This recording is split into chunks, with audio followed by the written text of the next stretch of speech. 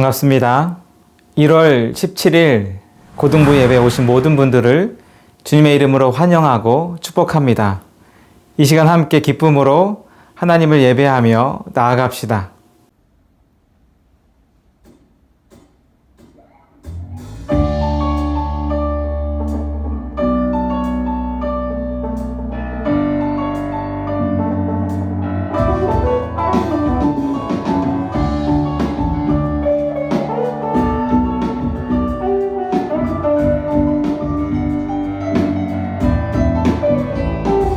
주의 이름 안에서 주의 성소로 안에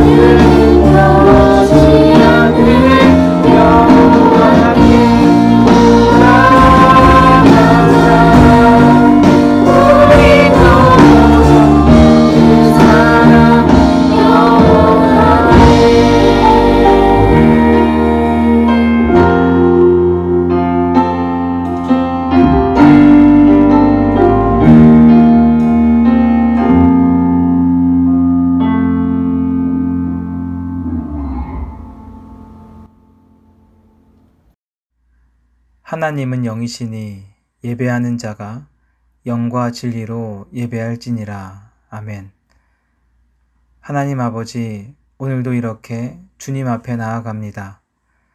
우리의 힘과 능력이 아닌 오직 주님의 보혈을 의지하며 하나님 앞에 나아가오니 주님을 향한 우리의 마음과 정성을 보시고 이 예배를 기뻐 받아주옵소서. 우리의 마음이 오직 주님께만 향하게 하시고 예배 가운데 부어주시는 놀라운 은총을 경험하는 은혜가 있게 하여 주옵소서. 예수님의 이름으로 기도드리옵나이다. 아멘. 사도신경으로 우리의 신앙을 고백하겠습니다. 나는 전능하신 아버지 하나님, 천지의 창조주를 믿습니다. 나는 그의 유일하신 아들, 우리 주 예수 그리스도를 믿습니다. 그는 성령으로 잉태되어 동정녀 마리아에게서 나시고 본디오 빌라도에게 고난을 받아 십자가에 못 박혀 죽으시고 장사된 지 사흘 만에 죽은 자 가운데서 다시 살아나셨으며 하늘에 오르시어 전능하신 아버지 하나님 우편에 앉아 계시다가 거기로부터 살아있는 자와 죽은 자를 심판하러 오십니다. 나는 성령을 믿으며 거룩한 공교회와 성도의 교제와 죄를 용서받는 것과 몸의 부활과 영생을 믿습니다. 아멘. 이 시간 침묵으로 하나님께 기도하겠습니다. 일주일 동안 살아오면서 하나님 앞에 지었던 죄들을 내어놓고 침묵으로 기도드리겠습니다.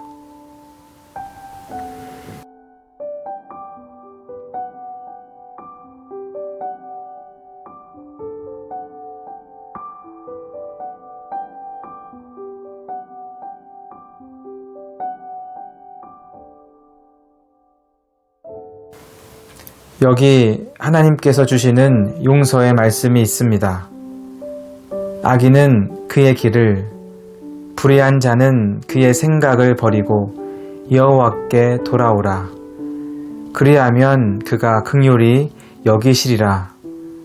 우리 하나님께로 돌아오라.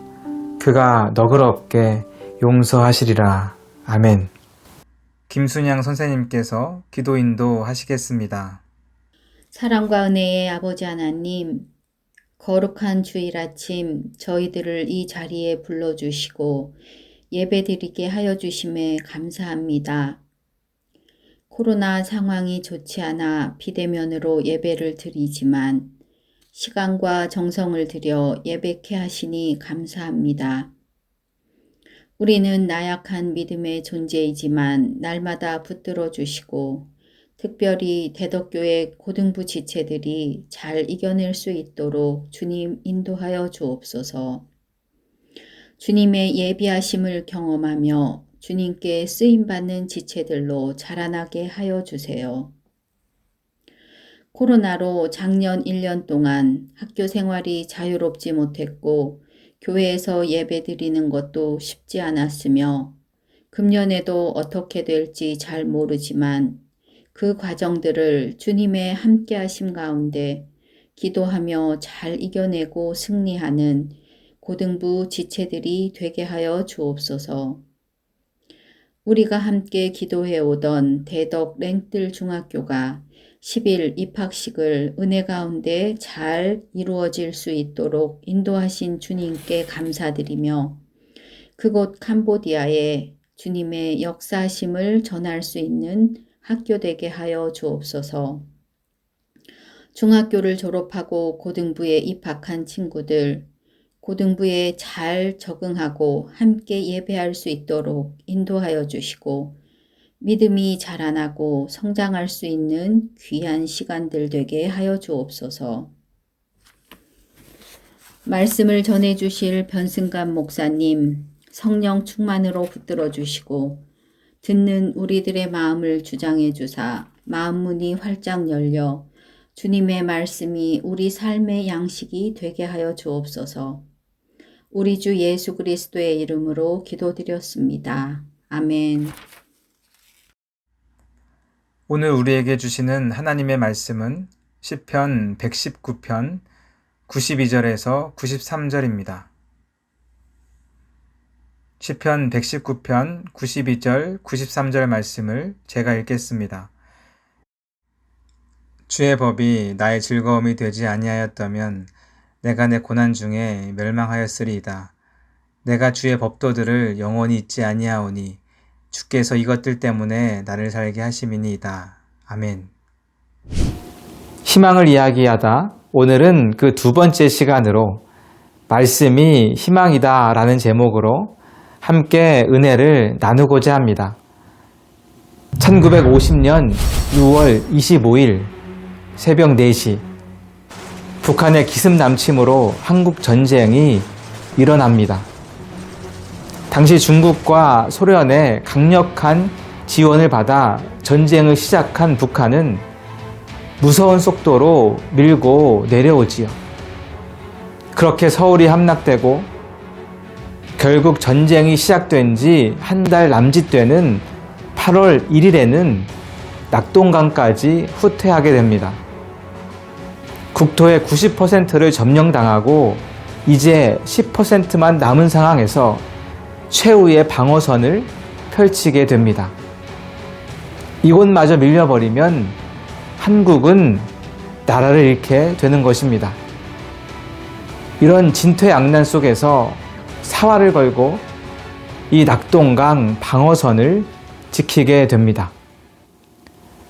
여러분, 우리가 이러한 상황에 처해 있다면 어떤 마음이 들겠습니까? 너무나 강력한 적이 공격하고 있습니다. 끝도 없이 밀려오고 있습니다. 우리는 그들을 물리칠 힘이 너무나도 없습니다. 바로 뒤에는 바다가 펼쳐져 있어 더 이상 도망갈래야 도망갈 곳도 없습니다. 그렇다면 절망적이고 두렵고 낙심되지 않겠습니까? 언제 방어선이 뚫릴지 모르고 언제 적이 우리를 공격할지 모르고 언제 적에게 잡힐지 모르고 언제 나라가 빼앗길지 모르는 이러한 상황 속에서 어떻게 희망을 이야기할 수 있겠습니까? 그런데 오늘 이 본문의 상황도 이와 아주 비슷합니다. 현대인의 성경으로 보면 25절에 내가 완전히 낙심하여 죽게 되었습니다. 그리고 28절에 내 영혼이 슬픔으로 지쳤습니다. 이렇게 저자는 고백하고 있습니다. 즉 시편 119편을 기록한 저자가 지금 매우 어려운 상황 가운데 놓여 있음을 알 수 있는 것이지요. 그는 극심한 고난 가운데 낙심하여 죽을 것만 같습니다. 또한 81절부터 보면 자주 등장하는 단어가 있는데요. 바로 피곤하다라는 말입니다. 이 피곤하다라는 말은 많이 지쳤다라는 말이지요. 오늘이면 좋아지겠지, 내일이면 좋아지겠지, 기다리고 기다렸지만 아무리 시간이 지나도 좋아지지 않습니다. 그래서 몇 달이 지나고 몇 년이 지났는지 알 수 없지만 이제 기다리다 지쳤다라는 말입니다. 그만큼 이 어려움의 시간, 고난의 시간이 오래되었음을 알 수 있는 것이지요. 그리고 계속해서 84절에 보면 나를 핍박하는 자들을 주께서 언제나 심판하시리까 라는 저자의 외침이 나옵니다. 그러니까 나를 괴롭히고 못살게 굴고 나를 죽이려는 사람들이 있는 것입니다. 그런데 주님, 언제 저들을 벌하시겠습니까? 언제 저들에게 심판하시겠습니까? 라고 외치는 것이지요. 또 86절에서는 그들이 이유 없이 나를 핍박하오니, 또 87절에서도 그들이 나를 세상에서 거의 멸하였으나 이렇게 말하고 있습니다. 이것이 저자가 처한 상황이었습니다. 그러니 저자의 고통과 고난이 얼마나 극에 달했는지 알 수 있지요.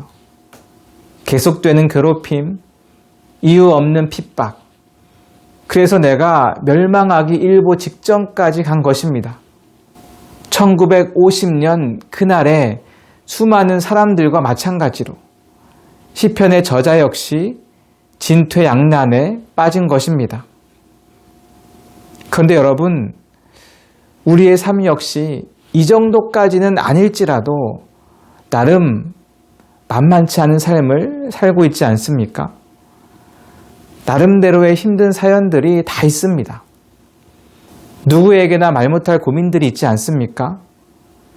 그리고 1년 되고 2년이 돼도 좀처럼 나아지지 않고 해결되지 않아 나를 지치게 하는 그 사연들이 다들 있지 않습니까? 코로나도 그 중에 하나겠지요. 언제나 끝날까 기다리다가 1년이 지났습니다.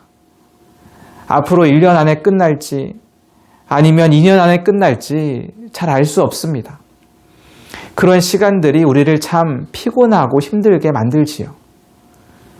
그리고 때로는 이유 없이 나를 괴롭히는 사람들을 경험하기도 합니다.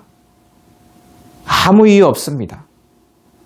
나를 괴롭히고 나를 못 살게 굴고 나에 대해서 안 좋은 소문을 퍼뜨리고 그래서 때로는 이유 없이 욕을 먹기도 하고 때로는 오해를 받기도 하고 그래서 우리도 지치고 피곤하여 더 이상은 못 참겠다.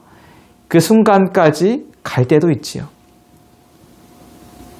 그런 참 힘들고 속상하고 절망적인 상황 가운데 우리는 어떻게 희망을 이야기할 수 있겠습니까? 92절 말씀을 보시면 시편의 저자는 이렇게 고백하고 있습니다. 주의 법이 나의 즐거움이 되지 아니하였더라면 내가 내 고난 중에 멸망하였으리라. 아멘. 내가 고난 가운데 멸망하지 않은 이유에 대해서 내가 고난 가운데 희망을 붙잡을 수 있었던 그 이유에 대해서 이렇게 저자는 설명하고 있는 것이지요. 주의 법이 나의 즐거움이 되지 아니하였더라면 즉 말씀이 내게 즐거움이 되지 않았다면 나는 반드시 멸망했을 것이다. 아니 나는 오래전에 멸망했을 것이다. 그래서 지금의 나는 존재하지 않았을 것이다. 이렇게 말하고 있는 것입니다.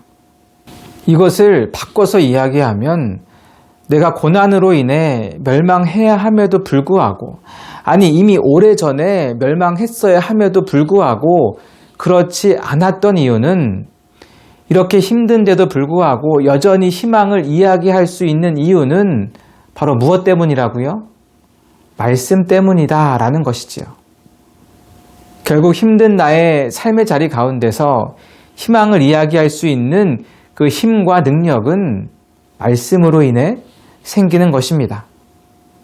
그래서 105절은 이렇게 이야기합니다. 주의 말씀은 내 발의 등이요 내 길에 빛이니이다. 아멘. 어두운 길을 갈 때 반드시 필요한 것이 등입니다. 빛이지요. 이 빛이 없으면 그 캄캄하고 어두운 길을 갈 수 없습니다. 그리고 가더라도 계속해서 불안한 마음으로 두려운 마음으로 갈 수밖에 없지요. 내가 제대로 가고 있는 것이 맞나? 이 길 앞에 낭떠러지가 있는 것은 아닌가? 나를 공격하는 그 무엇인가가 숨어 있는 것은 아닌가? 그래서 이 빛 없이 등 없이 어둡고 캄캄한 길을 간다면 불안과 두려움으로 가는 것이고 그리고 위험한 길을 걸어가게 되는 것입니다.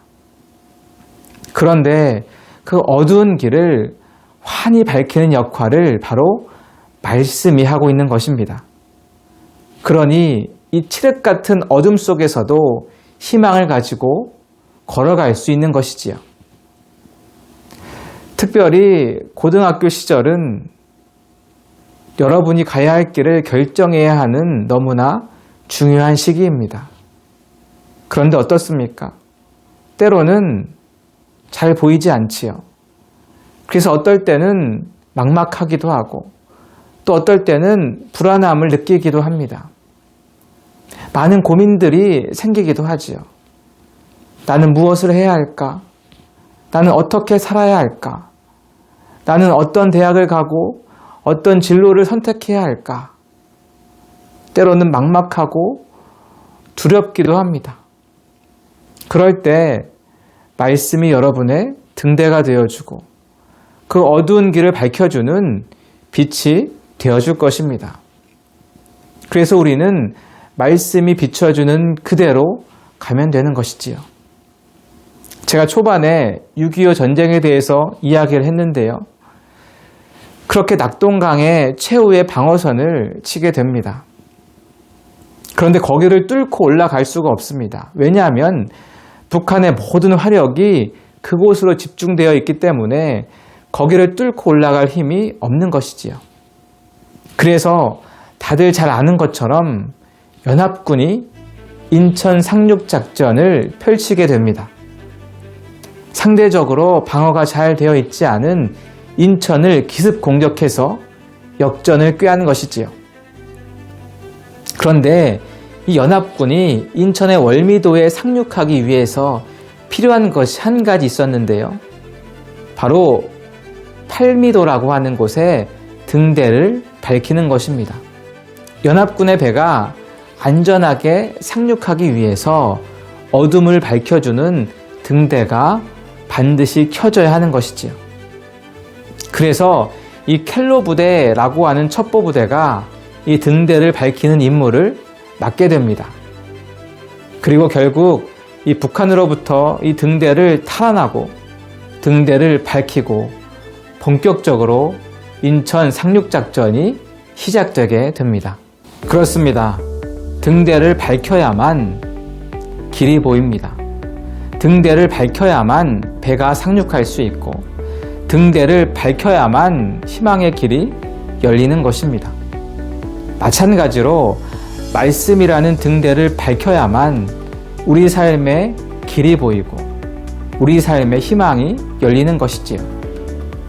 칠흑 같은 어둠 속에서도 말씀이라는 빛이 있다면 우리에게는 여전히 희망이 있는 것입니다. 그런데 오늘 본문을 자세히 보시면 말씀이라고만 표현한 것이 아니라 말씀의 즐거움이라고 표현하고 있습니다. 즉 말씀이 나에게 즐거움이 돼야 하고 말씀이 나에게 영향을 끼쳐야 된다라는 말입니다. 말씀은 누구나 듣습니다. 예배당에 와서 아니면 요즘처럼 이렇게 온라인으로 누구나 말씀을 듣습니다. 하지만 누구나 말씀을 즐거워하는 것은 아닙니다. 모든 사람들이 말씀을 기뻐하는 것은 아닙니다. 그리고 모든 사람들이 말씀에 은혜 받는 것도 아니지요.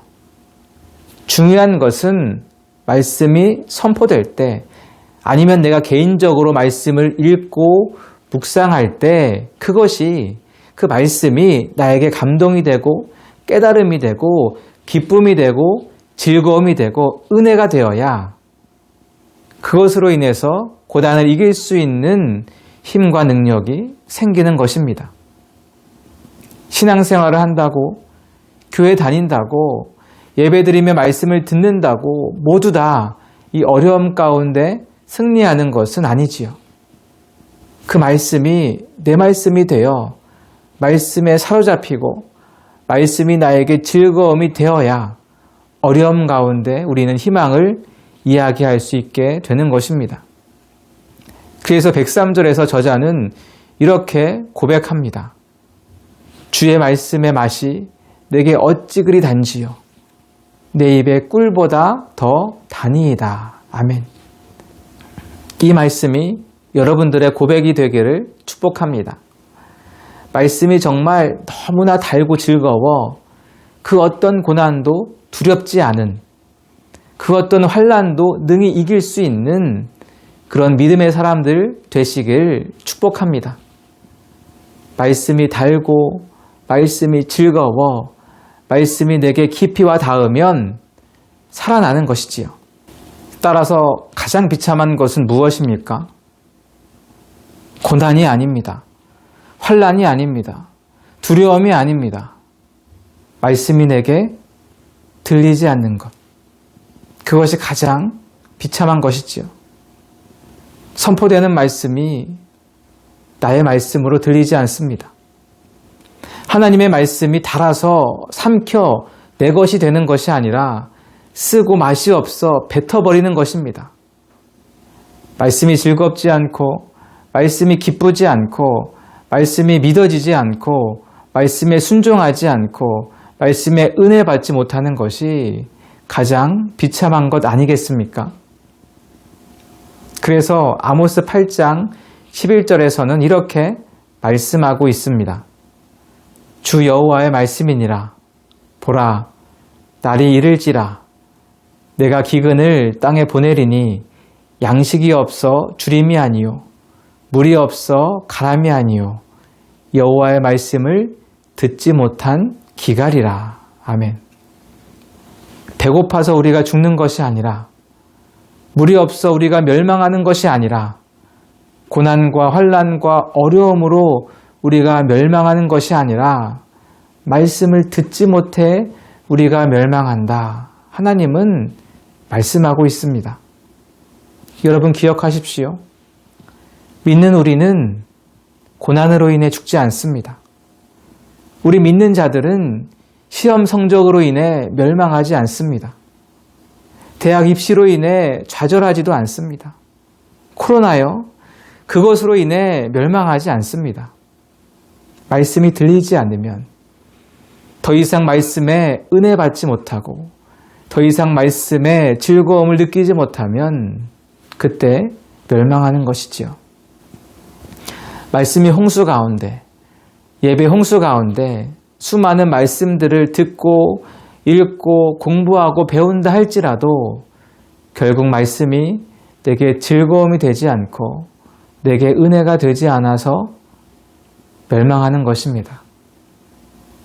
사랑하는 여러분, 여러분은 어떻습니까? 말씀이 들리십니까? 말씀이 너무나 달고 말씀이 너무나 즐겁습니까? 그 말씀이 오늘 나의 삶을 변화시키고 있습니까? 그렇다면 여러분을 둘러싼 스트레스와 부담감과 고난이 아무리 극심할지라도 여러분은 반드시 회복될 것이고 승리할 것이고 희망을 이야기할 수 있는 것입니다. 따라서 말씀이 여러분의 즐거움이 되시길 주님의 이름으로 축복합니다. 말씀이 여러분의 기쁨이 되시고 말씀에 은혜 받으시기를 축복합니다. 말씀이 여러분의 기준이 되시고 말씀대로 살아가시길 축복합니다. 그것이 사는 길이고 그것이 복된 길입니다. 그래서 참 피곤하고 지치는 일상의 연속을 우리가 살아가고 있지만 말씀을 통해 희망을 이야기할 수 있는 우리 친구들과 우리 선생님들 될 수 있기를 주님의 이름으로 축복합니다. 기도하겠습니다. 말씀이 육신이 되어 우리 가운데 오신 주님, 참 어렵고 힘들고 답답하고 피곤한 그런 삶을 살아가고 있는 우리가 말씀을 붙잡게 하시고 그것으로 인해서 희망을 이야기할 수 있는 우리 모두가 되게 하여 주옵소서. 오늘 시편의 저자가 그 어려운 상황 가운데 있었지만 말씀이 즐거움이 되어 그 어려움 가운데서도 희망을 이야기하며 복된 삶을 살아갔던 것처럼 우리 매일매일의 순간 가운데 삶 가운데 말씀을 붙잡게 하시고 말씀을 듣게 하시고 말씀이 즐거움이 되게 하시어 우리 삶이 복된 삶이 되게 하시고 희망이 가득한 삶이 될 수 있도록 주님께서 축복하여 주옵소서. 하나님이 주시는 그 말씀이 우리 삶을 변화하게 하시고 많은 어려움들과 또 여러 가지 고민들을 능히 이길 수 있는 힘과 능력과 지혜를 주시고 주님이 주시는 그 말씀으로 매일매일 승리하며 살아가는 복된 삶이 될 수 있도록 주님께서 함께하여 주옵소서. 앞으로 살아가게 되는 일주일간의 삶도 주님께서 지켜주시어 말씀 가운데 승리하게 하시고 말씀 가운데 주님과 동행하는 복되고 아름다운 삶이 될 수 있도록 주님 축복하여 주옵소서. 이제는 우리 구주 예수 그리스도의 은혜와 하나님 아버지의 크신 사랑하심과 성령님의 함께하심이 이 어렵고 힘든 세상 가운데 말씀을 붙잡고 말씀을 즐거워함으로 말씀에 순종함으로 희망적인 삶을 살아가기를 원하는 모든 고등부 친구들 머리 위에 그들의 학업과 가정과 그들이 계획하고 있는 복된 미래 위에 그리고 늘 수고하고 애쓰시는 우리 선생님들 위에 이제로부터 영원토록 함께 하시기를 간절히 축원하옵나이다. 아멘. 고등부 광고를 알려드리겠습니다. 오늘도 온라인 예배 함께 하신 모든 분들께 진심으로 감사드립니다. 출석 체크를 꼭 해주시기를 바랍니다. 드디어 다음 주에 저희가 교회에 모여 주일 예배를 드릴 수 있게 되었습니다. 저는 벌써부터 여러분들 만날 생각에 굉장히 설레는데요. 교회가 방역 원칙을 잘 지키면서 안전하게 예배를 준비하니까요. 교회에 와서 함께 예배 드릴 수 있기를 바라고 올 때는 꼭 KF80이나 94 마스크를 끼고 오길 바랍니다. 몸이 좋지 않거나 부득이한 사정으로 오지 못하는 친구들은 온라인으로 예배 함께 해주시고요. 출석 체크를 꼭 해주시기를 바랍니다. 다음 주에는 반별 모임을 갖고 선생님들과 또 친구들과 인사 나누는 시간을 갖도록 하겠습니다. 1월 행사로 생일잔치와 찬양팀 세미나를 준비 중에 있습니다. 또 다른 안내사항이 있으면 카톡방을 통해 공지하도록 하겠습니다. 그럼 다음 주에 건강하고 좋은 모습으로 함께 만나길 소망합니다. 감사합니다.